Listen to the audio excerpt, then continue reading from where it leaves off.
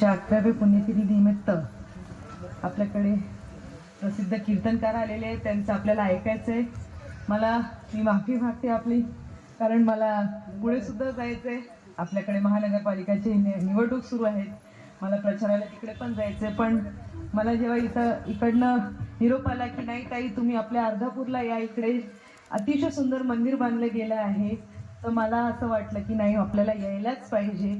आणि आपली ही कर्मभूमी आहे, जन्मभूमी आहे, त्यांची सेवा करण्यासाठी, लोकांची सेवा करण्यासाठी आपण तत्पर नेहमीच राहिलेलो आहोत. त्यामुळे मला असं वाटलं नक्कीच यायला पाहिजे. आणि तिकडे सोळंकी मामा आहेत, मी त्यांना सांगितलं मंदिरात आपले देव, आज त्यांचं काल तिकडे प्राण प्रतिष्ठान झालेलं आहे, तर माझ्याकडनं देवांसाठी वस्त्र मी आपल्यासाठी पाठवणार, एवढं मी आपल्या इकडे सर्वांसमोर समक्ष बोलते.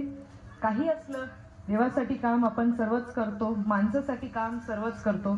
मला असं खरंच वाटतं की मानव सेवा हीच माधव सेवा आहे. त्यामुळे मला ही संधी मिळालेली आहे आपल्या सर्वांची सेवा करण्याची, त्याचा मी पुरेपूर उपयोग करणार.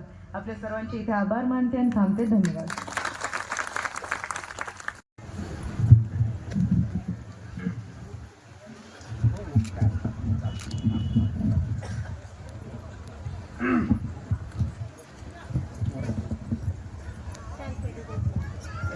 हरी विठ्ठल विठ्ठल विठ्ठल विठ्ठल विठ्ठल